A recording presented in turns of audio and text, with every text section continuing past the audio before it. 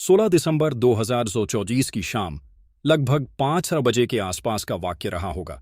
उत्तर प्रदेश के आगरा का एक इलाका लगता है टेढ़ी भगिया, और टेढ़ी भगिया का एक क्षेत्र है इस्लाम नगर। दरअसल एक दुकान के अंदर एक अनियंत्रित टेम्पो अचानक से घुस जाता है, और जैसे अंदर जाता है तो उसके बाद एक 9 साल की लड़की होती है। उसके हाथ में चोट लग जाती है।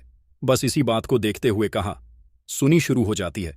दरअसल जो टेम्पू है वो इसी बस्ती का है, इसी मोहल्ले का है, और जो टेम्पू चालक है वह भी इसी बस्ती में रहता है। अब इस जिसकी दुकान के अंदर टैंप गया था उस व्यक्ति के बेटी की जब चोट लग जाती है तो वह पुलिस को सूचना देता है। कहता है कि साहब मुझे रोज रोज इन लोगों ने परेशान किया हुआ है, मेरी मदद कर दीजिए। पुलिस आती जरूर है, लेकिन पुलिस मौके पर आकर पूरे मामले की जांच पड़ताल करने के बाद उसको लगता है कि शायद इतनी बड़ी बात नहीं है, और दोनों पक्षों में समझौता करा दिया जाता है। समझौता हो जाता है इस शर्त पर कि कभी भविष्य में झगड़ा नहीं करेंगे। लेकिन अभी 2 दिन ही बीते थे, यानी कि 18 दिसंबर 2024 की सुबह लगभग 8 बजे के आसपास का वक्त था। दोनों तरफ से पथराव शुरू हो जाता है और पथराव होता है। उसके बाद जो पीड़ित व्यक्ति होता है वह अपने बेटे के साथ इधर उधर कभी नेताओं के पास जा रहा था, कभी पुलिस के पास जा रहा है, कभी स्थानीय लोगों के पास जा रहा था, यह कहकर कि आप मेरी मदद कर दीजिए, मुझे लोग परेशान कर रहे हैं, मेरा एक छोटा सा घर है, उस घर पर लोग कब्जा करना चाहते हैं। जब कोई सुन नहीं रहा है तब उस व्यक्ति ने अपने इस घर को, इस जगह को छोड़ने का फैसला कर लिया। यहां से वह निकल जाता है। कहीं दूसरी जगह कोई नहीं जानता था कि वह गया जरूर है, लेकिन 5 कत्ल हो जाएंगे। जैसे ही 5 कत्ल होते हैं इसकी गूंज पूरे इंडिया में फैल जाती है। एक तरफ लोग नए साल का जश्न मना रहे थे, दूसरी तरफ सोशल मीडिया पर एक खबर तैरने लगती है कि एक ही घर के 5 लोगों की हत्या हो जाती है। आज की इस कहानी के माध्यम से जानने की, समझने की कोशिश करते हैं कि आखिरकार नए साल के जश्न की उस संध्या पर जो 5 कत्ल की इबारत लिखी जा रही थी उसके पीछे की वजह क्या है। और जैसे ही नए साल का जश्न मनाया जा रहा था, अगले दिन यानी कि 1 जनवरी 2025 को वो कत्ल की सूचना किस लिए पहुंचती है और आखिरकार इसके पीछे की वजह क्या होती है। आज की जो सच्ची घटना मैं आपको सुनाने जा रहा हूं, ये सच्ची घटना है उत्तर प्रदेश की राजधानी लखनऊ की। लखनऊ का एक थाना लगता है नाका थाना। दरअसल नाका थाना क्षेत्र का 4 बाग रेलवे स्टेशन के ठीक सामने एक होटल है जिसका नाम है शरणजीत होटल। उसके कमरा नंबर 109 से एक लड़का जिसकी उम्र लगभग 24 साल के आसपास रही होगी वो निकलता है और सीधा थाने पहुंचता है। थाने जाने के बाद अभी ना यहां पर अधिकारी ठीक से आए हैं, ना ही पुलिस वाले अभी ठीक से, क्योंकि रात भर ड्यूटी की हुई है। समझ नहीं पा रहे थे क्योंकि ज्यादातर लोग अभी सुबह जल्दी से उठे भी नहीं हैं। रात भर जो नए साल का जश्न मनाया था सब के सब आराम से इत्मीनान से सोए हुए थे। लेकिन इसी बीच में एक लड़का जब थाने जाता है, जाकर सूचना देता है कि फला होटल के फला नंबर में 5 लाश पड़ी हुई है, तो पुलिस वालों को उसे देखकर ऐसा लग रहा था कि जिस तरह की बातें कर रहा है, जैसे वो मजाक कर रहा है। उसको पूछा जाता है कि तुम क्या कहना चाहते हो। वो कहता है कि शरणजीत होटल के कमरा नंबर 109 के अंदर 5 लाश पड़ी हुई हैं, आपको जाकर देखना चाहिए। पुलिस इस सूचना को बहुत गंभीरता से लेती है। पुलिस जब सूचना को मिलने के बाद सीधा उस होटल में पहुंचती है। रूम नंबर 109 की तरफ जब रुख किया जाता है तो वाकई सचमुच वहां पर 1 जनवरी 2025 की सुबह लगभग 8:30 बजे के आसपास का वक्त रहा होगा। 5 लाशें एक ही कमरे के अंदर एक ही जगह पर जब देखी जाती हैं, 4 तरफ बिलट फैला हुआ है। बस पुलिस की सांस से वहीं की अटकी रह जाती है। थोड़ी देर में यह सूचना उच्च अधिकारियों तक पहुंच जाती है। अब एसीपी हो, डीसीपी हो, एसएचओ हो, भारी पुलिस बल, फॉरेंसिक टीम, तमाम अधिकारी वहां पर पहुंच जाते हैं ये पड़ताल करने के लिए कि आखिरकार माजरा क्या है। दरअसल जैसे ही 5 लाशों की सूचना मिलती है तो पता चलता है कि किसी का तो गला दबाया गया है और किसी के हाथ की जो कलाई थी उसे किसी धारदार चीज से काट दिया गया है। सब के सब मर जाते हैं या कि 5 मर जाते हैं। अब इस कहानी के बारे में जब जानने की कोशिश कर रहे थे तो पता चलता है कि ये जो परिवार है वो उत्तर प्रदेश के आगरा का एक इलाका है, थाना ट्रांस यमुना, और ट्रांस यमुना थाना क्षेत्र का इलाका लगता है टेढ़ी बगिया, वहीं का मोहल्ला है, बस्ती है इस्लाम नगर। दरअसल यह वहां के रहने वाले हैं। जिस परिवार की जो मुखिया हैं, जिनका नाम मोहम्मद बदर उर्फ बदरुद्दीन, जिनकी उम्र लगभग 50 साल के आसपास रही होगी। उनकी पत्नी है जिनका नाम आसमा है, जिनकी उम्र लगभग 40 साल के आसपास है। सबसे बड़ा बला बेटा है, जिसका नाम अरशद है, जिसकी उम्र 24 साल के आसपास है। और इसके बाद उनकी बेटी है जो सबसे बड़ी है, जिसका नाम अलीशा है, उम्र 19 साल। दूसरे नंबर की बेटी रहीमन, जिसकी उम्र 18 साल। तीसरे नंबर की बेटी अक्षा, जिसकी उम्र 16 साल। और चौथे नंबर की बेटी आलिया, जिसकी उम्र 9 साल। ये जो महिलाएं हैं इस घर की, यानी कि 4 बेटियां और पत्नी, उनकी लाशें पड़ी हुई हैं। बेटा मौके पर ही था, जिसने बताया जाता है, दावा किया जा रहा है कि नाका थाने में जाकर वही सूचना देता है। लेकिन जो घर का मुखिया है, जिसका नाम मोहम्मद बदर उर्फ बदरुद्दीन है, वह कहाँ है? उसके बारे में पूछा जाता है तो पता चलता है कि वह 4 बाग रेलवे स्टेशन की तरफ गया है।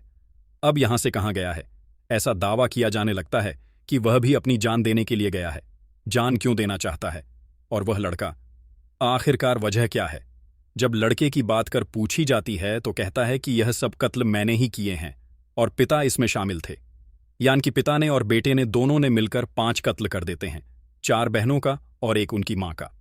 अब इस बारे में पूछा जाता है तो दरअसल मोहम्मद बदर उर्फ बदरुद्दीन जो होता है वो और उसका बेटा यह आगरा में रहते हैं और आगरा में रहने के बाद फेरी का काम करते थे, कपड़े की फेरी लगाते थे, उसी से परिवार का भरण पोषण कर रहे थे।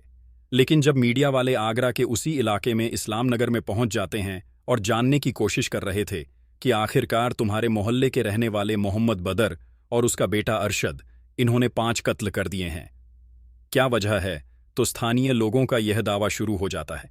मीडिया में उनके बयान आने लगते हैं कि दोनों ही बाप बेटे झगड़ालू किस्म के थे, किसी न किसी से झगड़ा करते ही रहते थे और इसी झगड़े की वजह से ही वह 5 कत्ल कर देंगे।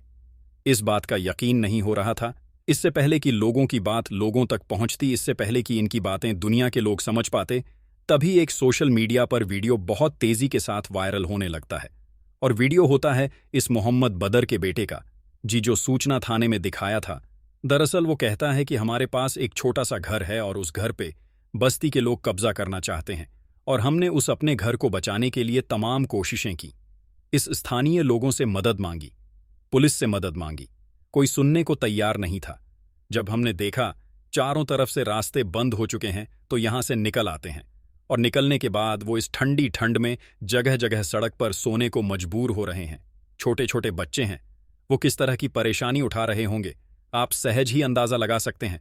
स्थानीय लोग कितने बदमाश किस्म के हैं, वो नकली नोटों का कारोबार भी करते हैं। वो तो तमाम जो भी अपराध होते हैं वो सारे अपराधों में संलिप्त हैं।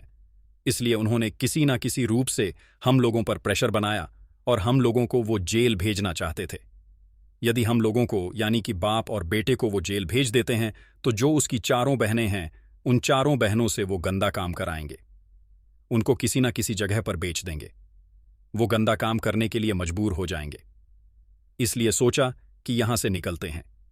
जब स्थानीय यानी कि आगरा से वो निकलते हैं तो यह कह के जाते हैं कि हम लोग अजमेर शरीफ जा रहे हैं, और अजमेर शरीफ जाते हैं या नहीं जाते हैं यह तो खैर इसकी जांच के बाद ही स्पष्ट हो सकेगा।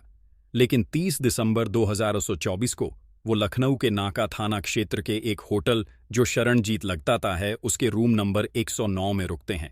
30 तारीख को रुकते हैं। उसके बाद फिर अगला दिन आता है, यानी कि 31 दिसंबर 2024 आता है। और 31 दिसंबर दिन भर तो ठीक ठाक था, लेकिन जब शाम का वक्त होता है तो शाम के वक्त उन्होंने बाहर से खाना मंगाया।